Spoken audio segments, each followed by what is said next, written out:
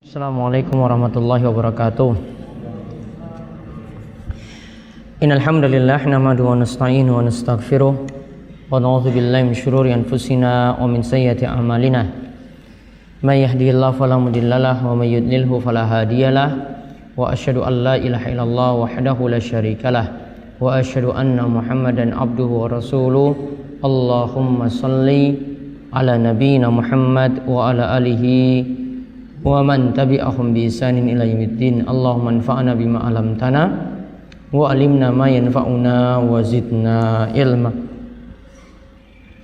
Taib, alhamdulillah ikhwani fiddin wa akhwati fillah, para jamaah sekalian yang mungkin senantiasa dirahmati dan diberkahi oleh Allah Subhanahu wa taala. Kita kembali akan membahas kitab Bulughul Maram yang membahas tentang masalah hukum. Terkhusus kali ini kita masuk dalam pembahasan zakat.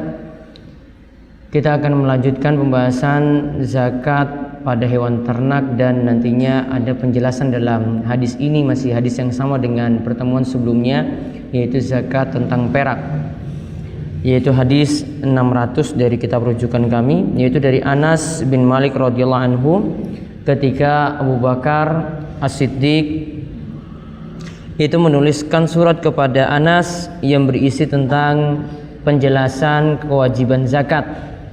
Ya, pada pertemuan kemarin kita telah membahas zakat pada unta dan zakat pada kambing. Lalu Nabi SAW mengatakan, wala yujma'u baina mutafarriqin wala yufarraqu baina mujtami'in khasyatas shadaqah. Kata Nabi SAW, tidak boleh hewan ternak yang terpisah itu sengaja dikumpulkan. Tidak boleh hewan ternak yang secara terpisah, ini milik orang lain digabungkan jadi satu agar tidak kena zakat.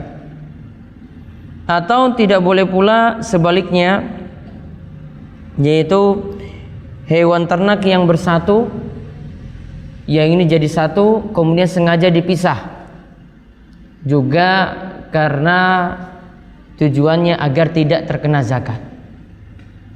Nah, untuk kalimat ini Syekh Abdullah Al-Fauzan beri contoh seperti berikut. Kemarin kita telah bahas untuk zakat pada kambing misalnya, berapa nisabnya? Zakat pada kambing nisabnya berapa? 40, maka kena berapa kambing nanti? Dikeluarkan berapa kambing? Satu kambing. Ya, 40 maka dikeluarkan satu kambing.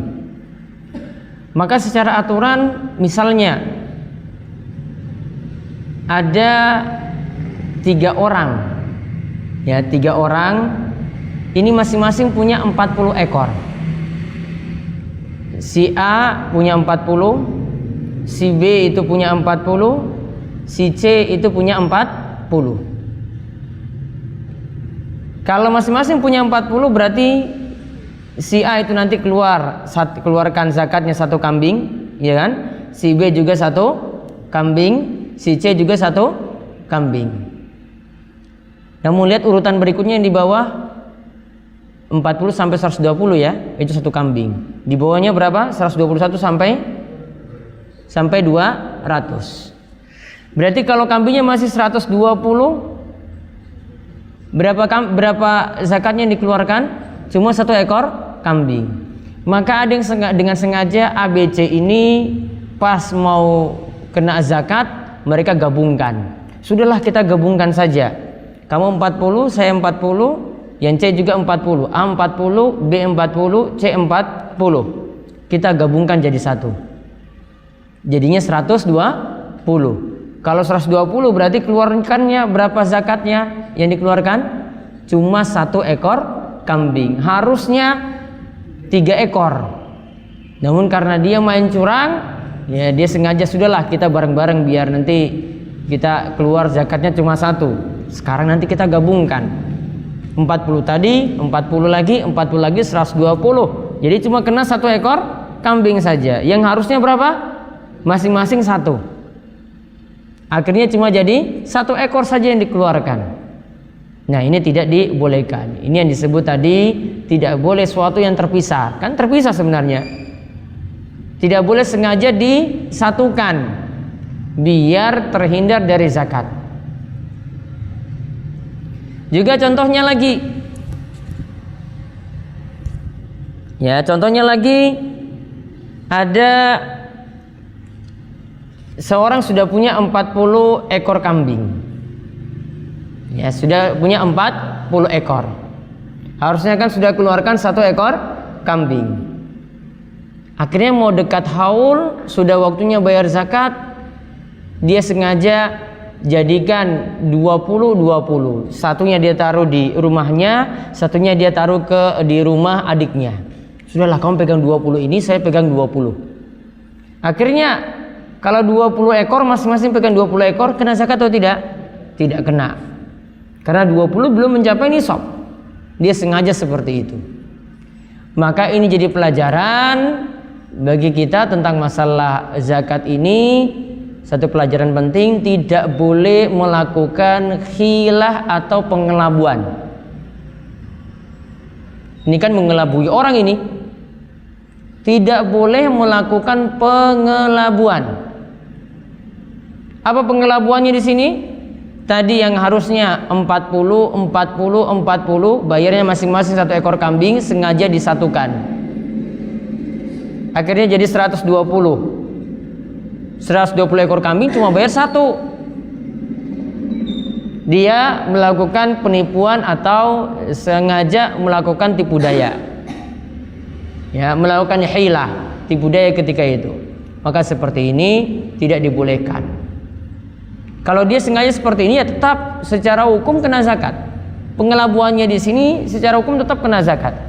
Begitu juga tadi yang 40 ekor, yang harusnya cuma keluarkan 1 ekor kambing, dia sengaja pisah. 20 taruh di rumahnya, 20 lagi taruh di rumah adiknya. Akhirnya 20 ekor tadi dihukumi tidak keluar zakat. Padahal sejatinya itu tetap keluar zakat, karena sebenarnya itu adalah sesuatu yang jadi satu. Nah, kemudian disebutkan lagi di sini, wa makana min khalitaini fa innaha yataraja'ani bainahuma bisawiyah. Dikatakan oleh Nabi sallallahu alaihi wasallam, kalau ada hewan ternak yang dikumpulkan dimiliki 2 orang, ketika sampai masa mengeluarkan zakat, ini dimiliki 2 orang ya, dimiliki 2 orang. Ketika sampai masa mengeluarkan zakat, maka nanti dikembalikan kepada 2 orang tadi dengan cara yang sama. Berarti ada harta yang bercampur ketika itu untuk hewan ternak ini. Ini masing-masing punya modal. Ya, ini punya modal sekian rupiah, yang ini punya modal sekian rupiah, kemudian mereka berternak masing-masing. Maaf, beternaknya jadikan 1. Namun kan hartanya, modalnya itu dari 2 orang. Maka ketika nanti dikenakan zakat, nanti dikembalikan hewan ternak tadi ke masing-masing orang tadi dengan pembagian yang sama. Kalau modalnya itu sama. Ya, maka yang sebenarnya terpisah tadi tetap dibuat terpisah, tidak boleh dijadikan satu. Dan ingat tadi, trik tadi, kenapa sampai ada yang melakukan penipuan, ada yang mengelabui dalam kasus ini, karena sebenarnya pelit untuk mengeluarkan zakat. Maka pelajaran yang lainnya lagi, zakat itu untuk membuktikan seseorang itu dermawan ataukah pelit. Karena kalau yang dermawan, dia mau untuk mengeluarkan zakat, dia akan keluarkan. Tidak perlu pakai perhitungan-perhitungan seperti tadi. Tidak perlu pakai pengelabuan seperti tadi. Kalau memang waktunya dan memang sudah nisabnya, jatahnya dia keluarkan zakat, ya sudah keluarkan zakat. Tanda bahwasanya kalau orang enggak mengeluarkan zakat berarti orang yang pelit. Namun kalau dia itu mau mengeluarkan zakat berarti dia ini orang yang berjiwa sosial yang tinggi, orang yang gemar untuk berderma. Kemudian wala yukhraju fi shadaqati harimatun. Tidak boleh yang dikeluarkan dalam zakat itu hewan yang sudah tua. Ya, hewan yang sudah tua. Ya, sangat-sangat tua. Padahal kemarin kita sudah bahas ketika membahas hadis Mu'adz bin Jabal bahwasanya zakat itu dikeluarkan dari harta yang terbaik. Ya kan? Zakat itu dikeluarkan dari harta yang terbaik. Ya, karena Nabi SAW itu mengatakan bahwasanya hati-hati kalian dengan harta yang kalian itu ambil zakatnya. Ya, Nabi SAW itu katakan hati-hatilah dengan mengambil zakat dari harta-harta yang mulia atau harta-harta yang terbaik. Artinya harta-harta yang terlalu mahal. Ya. Jadi di sini yang diperintahkan dalam hadis ini, jangan sampai yang dikeluarkan itu yang sangat-sangat jelek. Ya, sangat-sangat jelek di sini dipilih. Ah, sudahlah yang tadi 1 kambing kena zakat, saya pilih kambing yang paling tua saja yang dikeluarkan. Jangan. Kemudian juga dikatakan oleh Nabi SAW, wala zatu awarin illa ayyasha al-musaddiq. Jangan juga yang dikeluarkan zakatnya adalah hewan yang sudah sering sakit. Zatu awarin, ini kata para ulama, yang dimaksud sini adalah hewannya itu sudah sering sakit, punya penyakit yang jelas. Artinya di sini dia punya cacat dengan sakit yang jelas. Misalnya punya penyakit kulit seperti itu. Maka jangan keluarkan zakat dari harta semacam itu. Jadi keluarkanlah zakat dari harta yang terbaik. Ya, tidak terlalu mahal, tidak terlalu jelek sekali, namun bersifat pertengahan. Illa ayyasha al-musaddiq. Kecuali jika pemiliknya itu menghendaki, ya berarti bentuknya bukan zakat, namun bentuknya cuma sedekah saja. Kemudian Nabi SAW mengatakan lagi wafir riqah, untuk zakat perak, rubul ushri, yang dikenakan itu adalah rubu' itu 1/4, ushri itu 1/10, 1/4 1/10 maksudnya 1/40, yaitu 2,5%. Zakat perak dikenakan 2,5%. Zakat perak itu dikeluarkan 2,5%. Itu nisabnya bagaimana? Yaitu kalau sudah mencapai 200 dirham. 200 dirham itu setara dengan 595 gram perak murni. Ya, 595 gram perak murni. Tadi 200 dirham. Maka Nabi SAW itu mengatakan fa illam takun illa tis'ina wa mi'atan. Jika hanya punya 190 dirham. Tadi nisabnya berapa? 200. Namun kalau punya hanya 190 dirham, falaysa fiha shadaqatun illa ayyasha'a rabbuha. Maka kalau punya hanya 190 dirham, tidak ada zakat. Kecuali jika yang punya harta itu menginginkan untuk mengeluarkan zakat atau sedekah. Jadi kalau wajibnya tidak. Namun kalau dia mau keluarkan terserah jumlahnya berapa, terserah untuk dikeluarkan. Kemudian keterangan yang lainnya lagi, ini tentang masalah zakat. Kalau ini zakat mal, kita bisa mengeluarkan zakat tersebut dengan yang semisal.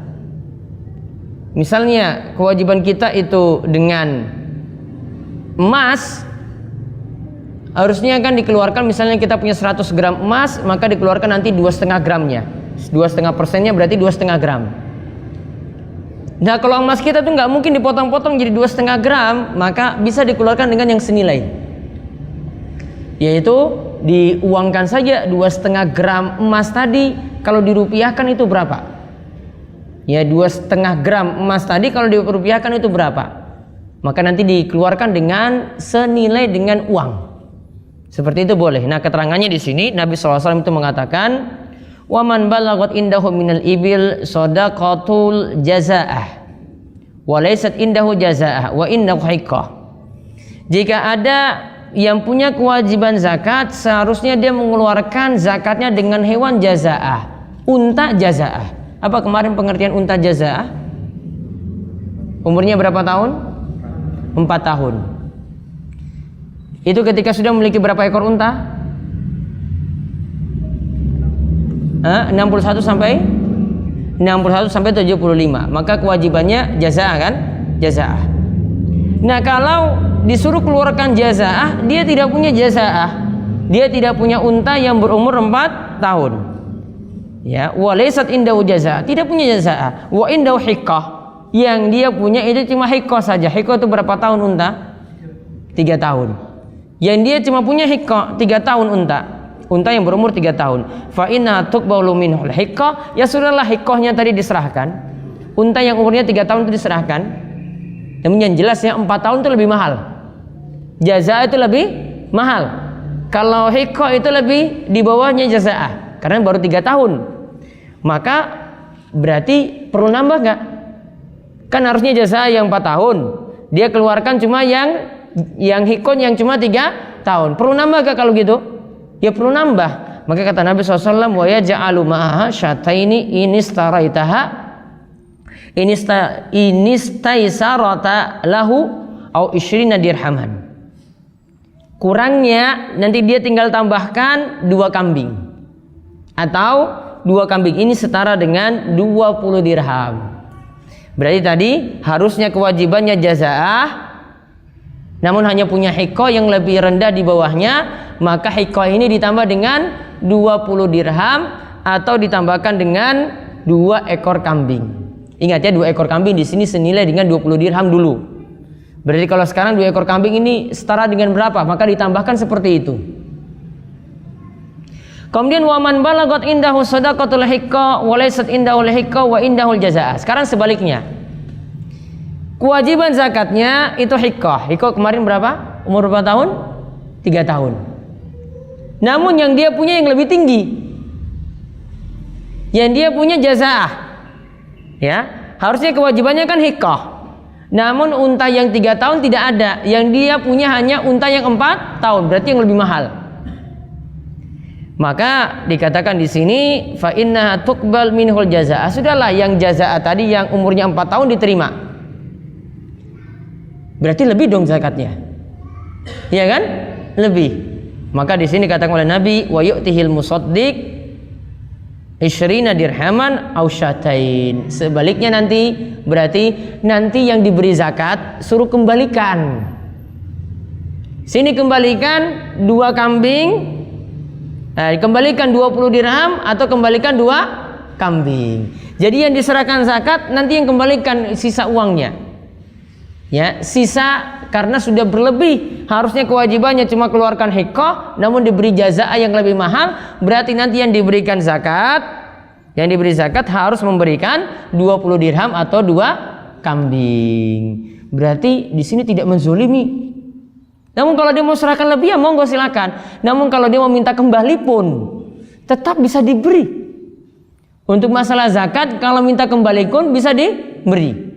Misalnya di sini kewajiban zakatnya misalnya ya taruhlah kalau dihitung ini saya keluarkan zakat 1.500.000. Ya, zakatnya 1.500.000. Ya. Namun ketika itu uangnya berlebih yang diserahkan. Dia transfer misalnya 2 juta. Berarti lebih. Ya, dia lebih. Oh, maaf saya tadi transfernya lebih. Saya minta kembali lagi 500.000. Nah, ketika itu dibolehkan. Atau dia mungkin bilang, "Oh, saya tadi salah hitung, harusnya cuma 1.500.000 saja. Saya tadi serahkan 2 juta, tolong kembalikan saya 500.000." Masih boleh seperti itu.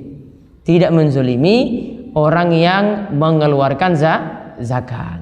Masya Allah, berarti syariat zakat itu syariat yang mudah dan hadis ini diriwayatkan oleh Imam Bukhari. Jadi kesimpulannya yang dibahas dalam hadis ini zakat unta, zakat kambing, dan zakat perak. Kemudian ada pelajaran lagi kalau harta yang unta tadi atau hewan ternak tadi, kalau ini bersatu tidak boleh dipisah. Kalau itu dipisah tidak boleh bersatu. Cuma gara-gara untuk mengelabui supaya tidak kena zakat. Kemudian ada pelajaran lagi tadi, ternyata kalau kita keluarkan zakat tadi harusnya dikeluarkan yang sedikit, kita punya yang banyak. Maka kalau kita keluarkan dengan yang banyak, kita boleh mengambil kembalian. Namun kalau kita itu keluarkan kurang, maka nanti kita tinggal menambah dengan harta yang lainnya. Artinya boleh, faedah yang terakhir, boleh mengeluarkan zakat dengan harta yang senilai. Harusnya misalnya kita dengan perak tadi atau emas 2,5 gram harus keluar, namun yang kita punya cuma uang, nggak ada dalam bentuk emas 2,5 gram, maka nanti dikeluarkan zakat tadi dengan uang yang senilai seperti itu, tidaklah masalah. Wallahu a'lam bishawab. Ini yang kita bahas untuk masalah zakat ini. Berakhirlah hadis dari Abu Bakar yang dia menulis surat kepada Anas tadi, dan insyaallah berikutnya kita akan bahas tentang zakat pada sapi dan zakat yang lainnya. Demikian kita tutup. Wabillahi taufiq wal hidayah. Assalamualaikum warahmatullahi wabarakatuh.